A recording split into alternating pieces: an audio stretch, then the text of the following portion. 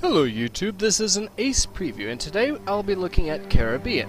What is Caribbean, you ask? Well, it is a Mount and Blade style game set in the golden age of sail and piracy.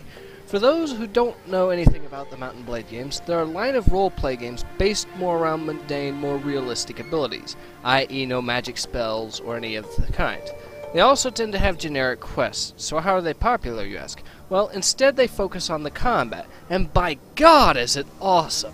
They prefer to drop you into these massive Total War scale battles in a first-person perspective, and then you lead your army against the enemy armies. I highly recommend these games for you guys to try out.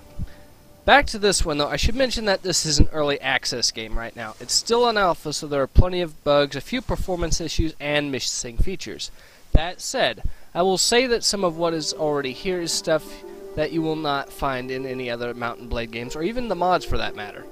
Also, even at the early alpha stage it is in, I have only encountered one CTD during the entire playthrough. There are plenty of smaller bugs, but only one CTD. So let's dive into what sets this game apart from the other MMB games. So here we are at the shipyard, and you'll see that I can upgrade my ships, buy new ones, change the number and caliber of the cannons on the ship, and hire sailors.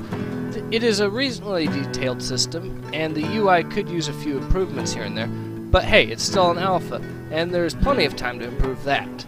And for now, it does the job well enough. Enough of the shopping though, I'm sure you guys want to see some ship combat, so here you go. Now, the first thing you'll notice is that we're in a third-person perspective right now, and honestly, we can't go into first-person for this portion of the game. It looks like what the old Sea Dog game did, to be honest, but that isn't a bad thing, really. So we have three kinds of shot here to load into our cannons: round shot for damaging the hull, chain shot for the sails, and grape shot for the crew. You can also command your flotilla to go into different formations, and wind direction also plays a part here as well. Overall, I'd say the ship combat isn't bad, but it does feel a tad simplified at this point. The good news is that this is something the developers acknowledge and have said they are planning to improve on fairly early, before the release. Boarding actions are where I've been having the most fun in this game.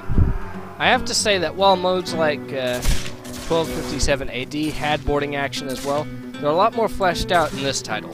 For a start, your ships have dedicated boarding crews that join in, no matter how few members are in the regular party you have. Also, the game has swivel cannons on the ships, and the number you will have is determined by the ship you bring into combat. What do I have to say about this game overall as a preview? Well, I'll say that the game has genuine potential. They can make an awesome little title out of this. I know quite a few people are wondering why should they buy this when Mount and Blade has so many excellent mods to try out, like 1257 AD and Britain Walda. I will say that the justification for this title would be the general lack of pirate-themed RPGs. There are a fair share of MMOs out right now, but the last true pirate-themed RPG was Age of Pirates 2 in 2009, so 5 years ago. Risen 2 does not count in my mind because it lacks sailing a ship.